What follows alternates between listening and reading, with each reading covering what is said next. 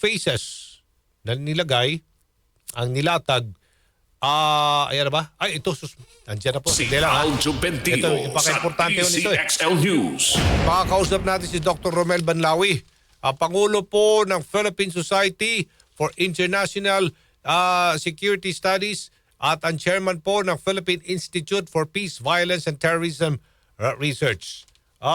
Magandang umaga ho, Dr. Banlawi. This is Aljo Bendijo, sir. Kumusta? Opo. Sino po ito? This is Aljo Bendijo, Dr. Banlawi. Well, good morning, Andrew. Good morning po sa inyong lahat. Good Opo. morning po. Pasensya na, pagigising lang. Opo, good morning po. Pumalag ho Malacanang dito po sa sinabi ho ng foreign media, maging ng mga otoridad doon sa Australia, mukhang binabato sa Pilipinas ang problema nila doon sa terorismo. Oo, yung pamamaril nga ng mag-ama na namatay ang kanyang tatay doon sa Bondi Beach mass shooting sa Sydney. Na sinasabi ho dito ng Malacanang, misleading, hindi ho totoo yan. At yung Mindanao ay hindi na ho tinatawag na terror hotspot since 2017, sabi po ng National Security Council. Ano po inyong basa ho dito? Ano po inyong pananaw sa isyong ito? Dr. Banlawi. Tama po. Tama po ang ating pamahalaan sa pag-describe ng current terrorist situation sa Pilipinas dahil po magmula po na ma-overcome natin yung Marawi Siege ng 2017 ay patuloy na pong bumaba yung terrorist threat sa Pilipinas at sa katunayan nga yung Global Terrorism Index for this year ay nirang pa lang ang Pilipinas na 20 among the countries in the world most impacted by terrorism. Hindi kaparis ng mga nakaraang panahon na ang Pilipinas ay nag-rank na number 5, number 8, number 9 at laging nasa top 10 tayo.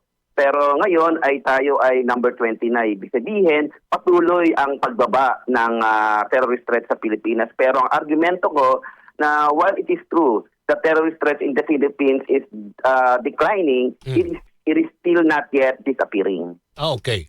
Pero neutralize na, dahan-dahan, 50 na lang daw ito hirap na hirap daw sila mag-regroup. So, ang ibig sabihin nito... Tama po, maliit na lang po sila pero kung ang tinitingnan po natin ay yung Abu Sayyaf Group at mga remnants ng Dawliya Islamiyya o yung East Asia Wilaya, yung mga followers ng Islamic State, ay talagang mangilan-ngilan na lang po sila. In fact, mas mababa po ang bilang po sa bilang ng gobyerno. Kung ang bilang ng gobyerno ay 50, sa akin po ay less than that ang pag-monitor namin. Pero meron pa pong banta na pwedeng mag-emerge sa Mindanao at yun po ang dapat nating bantayan. Okay.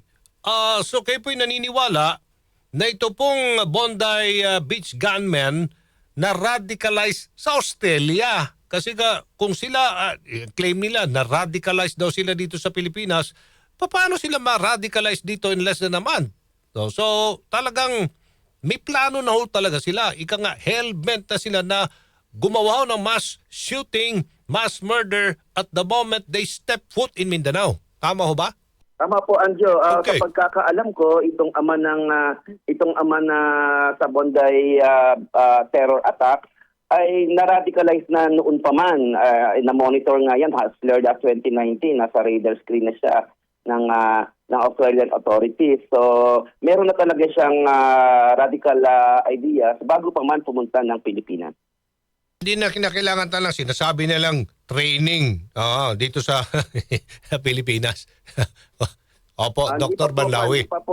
Di pa po natin na i-establish yan. Kaya kailangan po kaya nga po sa mga interviews ko, sinasabi ko na kinakailangan natin magsagawa ng malalimang counter-terrorism investigation para po malaman kung ano po ang pakay ng mag-ama kung bakit pumunta sa Pilipinas, lalo-lalo na nag-stay sa Davao City at sa loob ng 4 na linggong pagkaka-stay nila sa Mindanao ay ano-ano ang mga ginawa nila at bakit isinigawa nila yung kanilang pamamaril sa Bondi 2 weeks after nila manggaling sa Pilipinas. So maraming mga katanungan na hindi pa nasasagot hanggang ngayon. Kasi pag-usapan natin ang taon, ilang taon na ho ito, years. Meron na ho mga anti-Israeli protest. At kayo ba'y naniniwala amplified ito ng mga government rhetoric spread ng hatred for Jews? Tama ho ba? Yan po ngayon ang tinatawag kong new wave of terrorism as a result of Bondi attack. Okay. Dati po ang intention ng terrorism ay mag-establish ng Islamic State. Ngayon po ang nagiging intention ngayon ng mga terrorist groups ay mixed na. At isa sa mga variant na tinitingnan natin, yung tinatawag ko na anti-Semitic, anti-Jewish variant of terrorist threat. At marami din pong iba pang variant ngayon na may mga anarchist terrorists ngayon na hindi naniniwala sa authority, yung mga egoistic terrorists na hindi naniniwala. Kumbaga, ang tingin nila sa mundo ay walang kwenta. So, nagkakandak din po sa terrorism. So, marami po ngayon nag-emerge na variants ng terrorism, hindi lamang po Islamist or related with ISIS or Al-Qaeda. In fact, majority yata ng mga Pilipino sumusuporta ho sa Jewish state. So, wala akong pupunta dito sa Pilipinas para matuto na magalit sa mga Hudyo. Dr. Banlawi. Tama po. In fact, tayo ang isa sa mga bansa sa Asia na nag-welcome ng mga Jewish refugees during the Nazi regime. Kaya pa meron tayong mga Jewish community dito na dapat din natin maprotektahan dahil nga sa emergence ng mga anti-Jewish terrorist group. So, pero ang mga Pilipino po, wala po tayong kultura ng hate. Very welcoming po tayo. Oo, very welcoming po tayo sa mga foreign nationals. Wala po tayong wala tayong mga racial hatred against any nation. So, yan din ang kadalahan sa tingin ko kung bakit pumunta yung mag-ama sa Davao dahil alam nila na hindi sila masususpetyahan dahil nga ang dami pong mga foreign nationals dito sa Pilipinas, halo-halong lahi po. Kaya marami pong gustong pumunta ng Pilipinas kaya maganda na yung terrorist threat sa Pilipinas ay bumababa dahil isa yan sa mga kadahilanan para mag-attract po tayo ng turismo. So sa halip na turismo yung ma-attract natin. At kung makikita nyo yung mga tourist spots natin, Siargao, Bohol, Boracay, Palawan, Baguio, ay dinadagsa po ng mga turista. Kaya nga ako naniniwala ako na sinabi ng gobyerno natin na hindi na tayo terrorist hotspot. Pero dapat din po nating maintindihan na ang Pilipinas ay nagkaroon ng papel in the past kung saan tayo ay naging epicenter ng terrorist threat sa buong Southeast Asia. At yan ang kailangan nating mag-sustain na mawala na yung ganyang klaseng reputation ng Pilipinas dahil sa mga terrorist groups worldwide, meron pa rin silang paniniwala ang pagtingin na ang Pilipinas ay isang safe haven at isang area kung saan pwede sila ma-train. At yun ang dapat nating mabura at yun ang dapat nating ma-overcome. Kung nalusutan sila ng mga terorista, ang Australia, tama lo ba? Huwag nilang isisi sa Pilipinas. Naapektuhan ho tayo Tama dito. po yan. Ang ekonomiya, ang tourism ho natin, which is really unfair. Tama ba?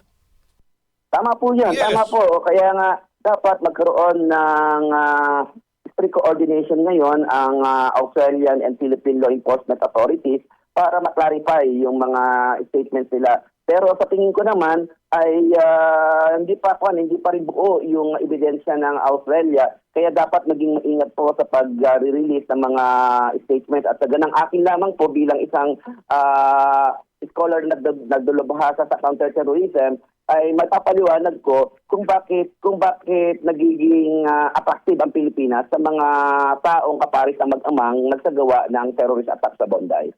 Okay. Maraming salamat po, Dr. Romel Banlawi, ang Pangulo po ng Philippine Society for International Security Studies and Chairman of Philippine Institute for Peace, Violence, and Terrorism Research. Good morning. Parang maganda. Thank you very much, Anjo, at mabuhay ka. Good morning. Thank you. Si Aljo Bendijo.